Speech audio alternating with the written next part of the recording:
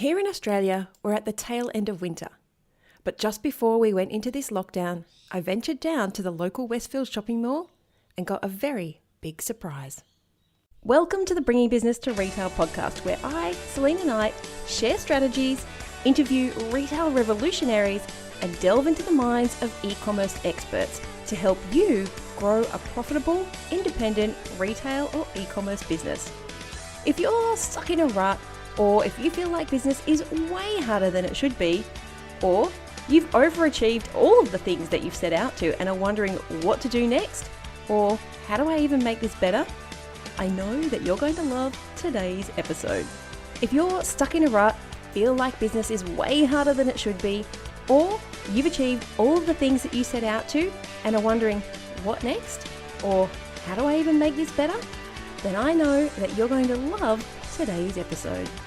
Hey there, welcome to the Bringing Business to Retail podcast. I'm your host, Selena Knight. And as we continue to fumble along here in this extended lockdown here in Sydney, I'll admit that at times I've struggled.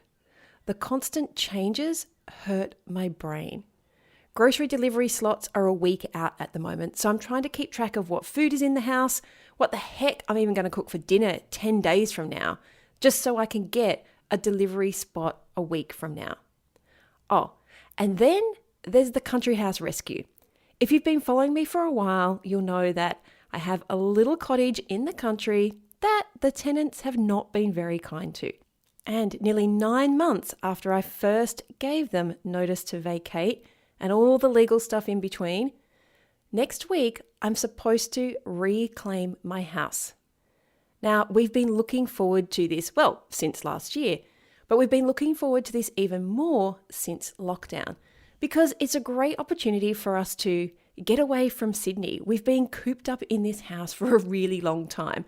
And the thought of being able to move to the country, great big blue skies, small town, and be able to do work on the property, so be able to do all those renovations and put the house back together in our spare time, rather than driving down 5.5 hours, working all weekend, and then driving back and being absolutely exhausted all week.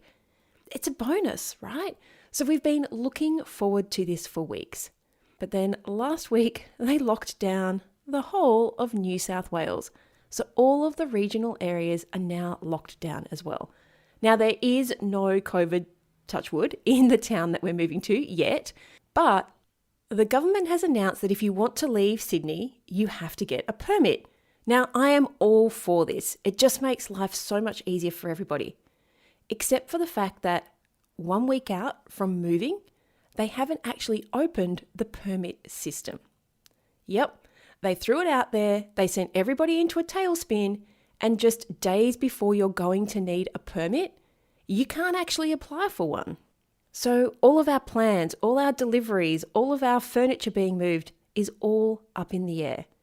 And on Monday, it was just too much for me. Partway through a team call, I burst into tears because making even the smallest decision seemed too hard. I apologized to my team. I checked out. I explained that it was all me. It wasn't them. I checked out for the most of the rest of the day and just didn't talk to anybody.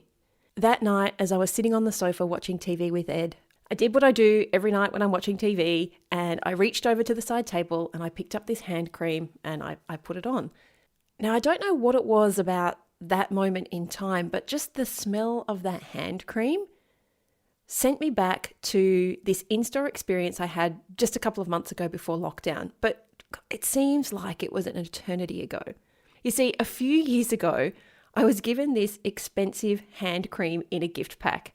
Now, I love giving gifts and I love receiving gifts, but I love giving gifts more. So quite often when I get things like hand cream, because I'm not a lotions and potions kind of person, they end up in the cupboard. I have all intentions of using them, but they end up in the cupboard and generally get pulled out when somebody comes to stay, which, let's be honest, hasn't happened for a very long time.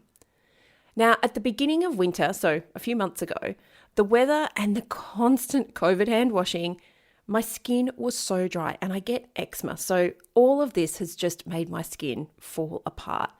And then I opened up the cupboard and saw this very expensive hand cream. It was just a little sort of sample size tube, travel size tube.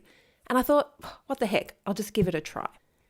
Now, a few days later, I went to put the cream on again, same sofa, watching TV in the evening, and I looked down at my hands, and I'll admit, I have like old lady / man hands. I have big hands, and I don't know, I feel like they're old lady hands. It doesn't bother me, but when I look at them, I think they look like old lady hands. But looking down at them, they were looking distinctly less old lady and more like the hands of what I expect a 45-year-old to look like. Still can't get rid of the man hands though. So I was looking at the cream and I got out my laptop and I was like, how much does this stuff cost? And it was $45 for a tube. Now, I suspect the tube will probably last about a month. And $45 for hand cream. If you've listened to the podcast for a while, you know that there are things I love to splurge on. Hand cream is not one of them.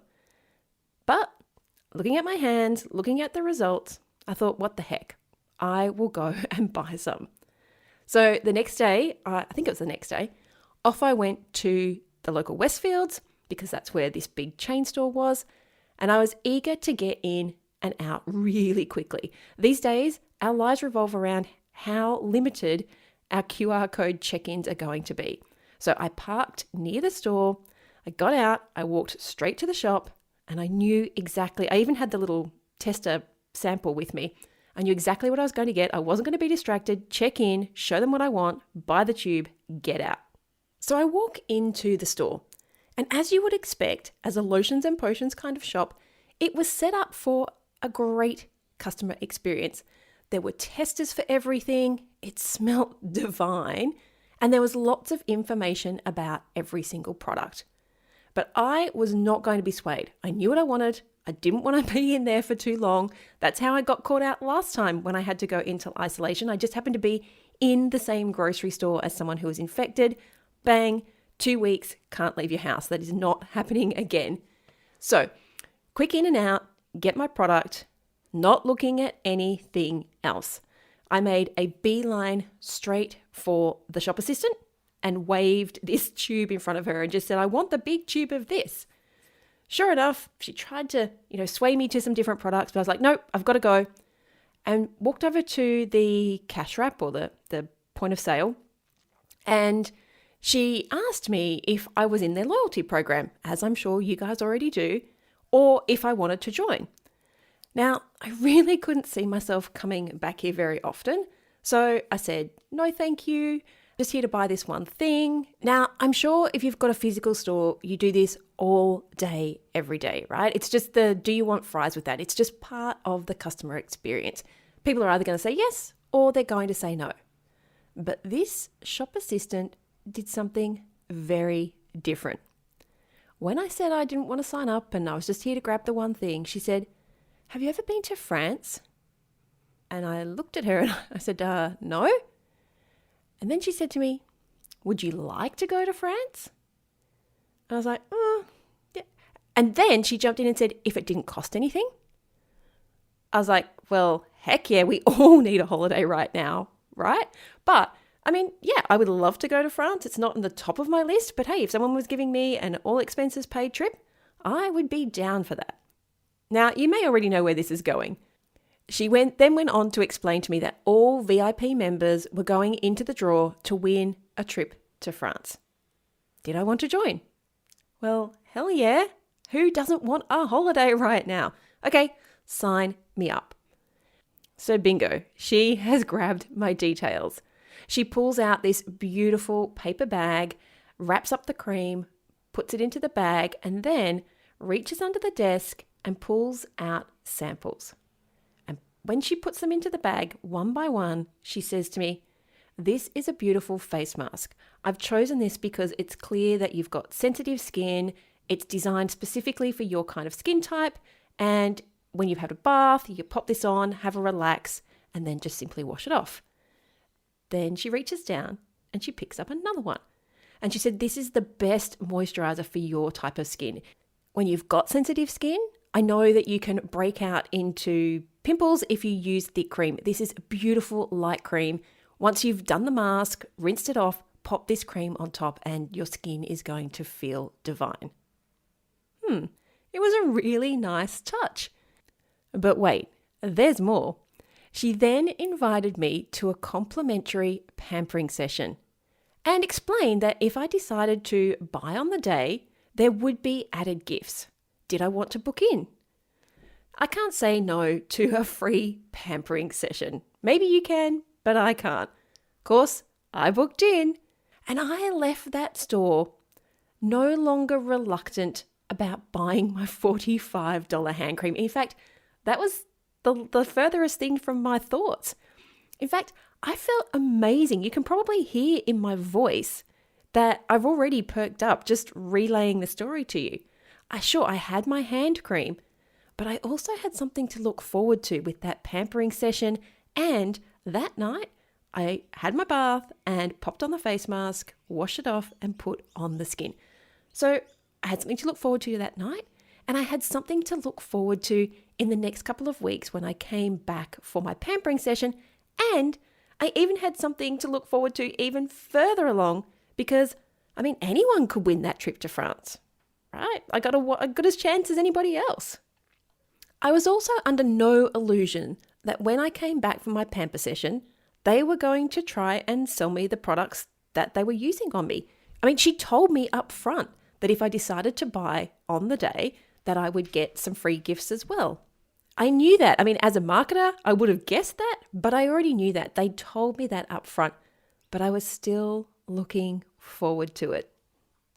Now, I don't know if it is the training that company provides to enhance the customer experience, or I just had a really good salesperson.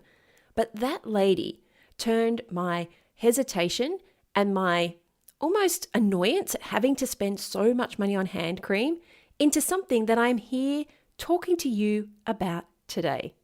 I've had experiences like this in the past, and I've probably talked about them on the podcast before, because when you get this amazing customer experience, when you're treated like customer royalty, that makes so much difference. That is worth 10x what it costs you to develop the processes in your business and to train your team.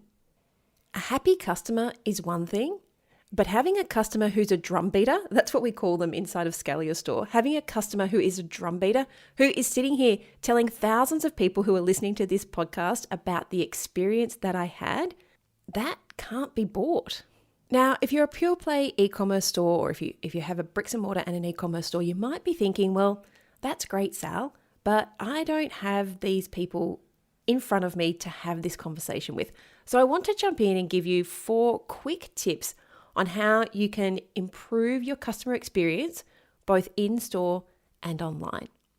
So this store, and the store was, you're probably thinking by now, what was this store? It was the skincare brand L'Occitane. This store was spot on when it came to customer experience. From the moment I entered, the sound of the gentle music, the smells, the product information, the way the store was set out, it was all on point. So I want you to think about, if you've got a bricks and mortar store, next time you walk into the store, as you approach, what do you see? How does it make you feel? And what happens when you cross over the threshold? What happens to your body? What happens to your mind? Does it evoke anything in you at all? Now, sure, if you're online, you might not have sounds and smells, but how can you evoke a similar experience? It could be through using video on your website, or it could be one of my favorite things in the world, which is personalizing that customer experience for both new and returning customers. And I talked about some ways that you can do this in the podcast last week. Tailoring your customer journey and giving your customer the right message at the right time makes the world of difference. This is actually one of the key modules of our marketing pillar inside of Scale Your Store. We talk about what makes customers buy and how to give them the right message at the right time. Because when you do that, you do evoke those feelings. You do give your customer that sense of customer royalty. So look at your website with fresh eyes, or look at your store with fresh eyes, and see what your customer sees. Experience what they actually experience from the moment they interact with your brand right through to when they walk out the door, or even when that package arrives on their doorstep. There are so many touch points in the customer journey. You have to attract them, you have to catch them, you have to connect with them, you have to convert them where they give you the money, but the journey doesn't stop there. You have to keep your customers. You have to turn them into boomerangs and drumbeaters, the people who come back again and again, and the people like I am right now who tell everybody about you. So what does your overall customer experience look like? All right, next up, I want you to understand what it is your customer really, really wants. It's pretty obvious from me relaying this story that the salesperson actively listened, and then she made sure that what she was offering was tailored to me.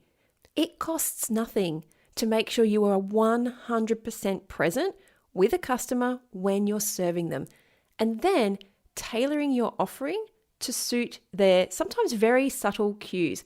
And this is something you need to train your team in. If you have a bricks and mortar store, your sales associates, your people who are on the floor serving customers, they need to understand how to sell a customer what they want, but give them what they need. And online, look at your navigation or look at your categories. Are they based on user experience and customer journey, or are they just made up from what it makes sense to your business when you're uploading products? Again, you can do this for free. You don't have to spend a bunch of money on market research. You can ask some friends to navigate your store. You can ask some customers what they love and what they don't love about your website. What would they change if they had the chance? Heck, you can even put an automation in that asks the people who didn't buy if there was an issue navigating on your website.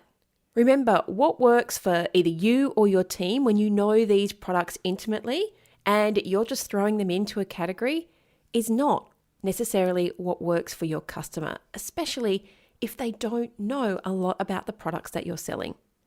Which leads me to the next tip, which is understanding the difference between the information that helps a customer to buy and information overload. I have been to product pages where you have to scroll 3 or 4 times just to add the item to the cart. And if I'm a repeat buyer, that's just an obstacle. You're putting it in my way of buying the thing that I want. But if I was a new customer, or as a new customer, sometimes I want to know what the ingredients are. I want to know the fabric that something's made out of. I want to see where it's made. So maybe you could look at nesting information on your product page so that customers can choose the information that they'd like to consume. So understand what it is your customer actually wants. Now, speaking of wanting, think about embracing the power of value adding. I mean, to me, this is a no-brainer. If you're not value adding right now, then you are losing money and customers.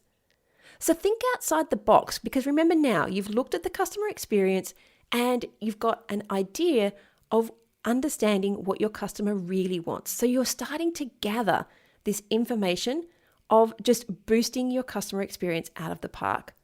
So think outside of the box and look at what you can value add. It could be a sample like L'Occitane did, but it also could be a how-to video. How to set something up, how to care for something, how to store something. The great part about that is quite often suppliers and manufacturers already have that video or those documents, so you can just repurpose them.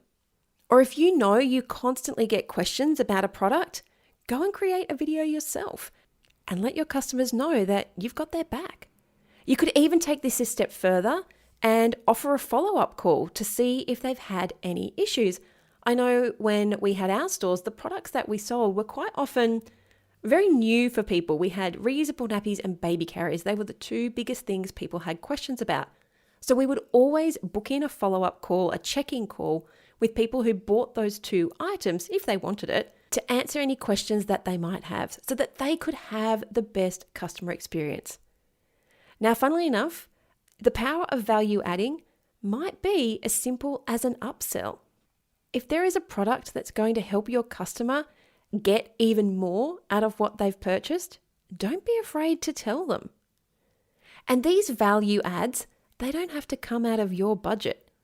Think about asking your suppliers if they'd like to be featured in your store by offering samples. I know a really big e-commerce wellness store here in Australia always adds samples from the brands that they stock.